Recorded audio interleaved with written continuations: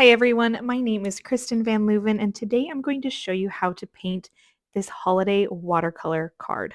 So the first thing you'll need is watercolor paper. I'm using these pre-made watercolor cards by Strathmore. I really like that they come already ready to make cards. The textured side is on the inside, so I just flip that over because I love using the textured side the most. For watercolor, I'm using my Daler Rowney watercolor set, and for this project, the colors I'll be using are Hooker's Green, Indigo, Transparent Turquoise, Alizarin Crimson, and Gold. I'm using a Princeton round size 8 brush, water, and paper towel.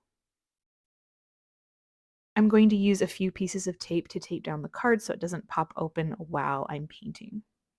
So I'm going to start by picking up some of the transparent turquoise, and I'm going to mix a medium wash, a pretty good ratio of pigment to water. We're going to start with the middle tree so that it's easier to keep everything evenly spaced. I start with kind of a line for the tip of the tree, and then I make these sweeping, quick movements to the left. I'm imagining an invisible tree trunk going up the center of the tree and then making those strokes also to the right. So I'm just going back and forth between left strokes and right strokes, creating kind of an abstract looking tree. I'm not focused on the details of the branches. It obviously still looks like a tree, but it's very wonky in this stage, and it will look better in just a second. So I'm picking up some of that darker indigo color for the contrast in the tree, and I'm dropping it in really lightly in certain areas while it's still wet. I kind of want this contrasting color to give me more of the texture and the shape of the branches. And I also want it to be the tree trunk. I don't want the tree trunk to be nice and even. I kind of want it to be a little jagged and piecey going up the middle of the tree. I think that gives it a nice textured look.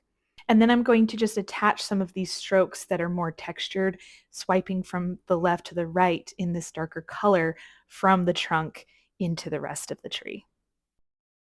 Now we're going to paint the same thing on the left, but with sap green. So we're going to pick up our sap green, and again, we want to do more of a medium tone wash. I don't mind if it mixes a little bit with the transparent turquoise because then it brings a little bit of cohesion to the piece if some of that color is also within that green.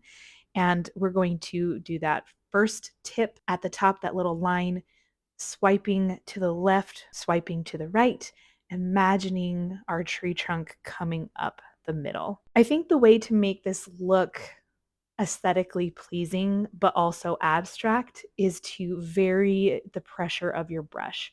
So I'm using the body of my brush for some of the strokes, but I'm also using the tip of my brush. Sometimes I'm going back into a stroke and fixing the edges if it doesn't look quite right, maybe using the tip to give it more of a branchy feel. For the trunk, I've just picked up more sap green with less water, so it gives us a stronger pigment so we can get that nice contrast. For these contrasting textured strokes within the tree, I'm just using the very tip of my brush in very quick movements. So I'm not thinking about it too much. I'm just trying to add detail and contrast in this color. And it just makes the whole thing go from abstract to a pretty cute tree. For our third tree on the right, I'm going to be doing alizarin crimson, but to tie in the colors from before, I'm adding some of that blue wash and the green wash into the mixture. So it's going to give it a nice purpley muted color. I feel like these trees are the perfect example of trusting the process. We're just making these wonky, quick shapes with our brush to the left and to the right. But once we add that contrasting color for the trunk and the textural pieces, it turns out really, really great. So as long as you're sticking to the main idea of leaving some white space, having some kind of texture tree shape, and keeping it in that classic tree triangle shape, it will turn out great. Trust yourself. For the contrasting color for this reddish purple tree, we're going to add a little bit more alizarin crimson to our palette and add more of that blue wash to it as well. When I want a stroke to look more organic, like these tree trunks, I use very light pressure and do it as quick as I can. Focus on doing super light pressure and just using the tip of your brush. That will also make your strokes look more organic.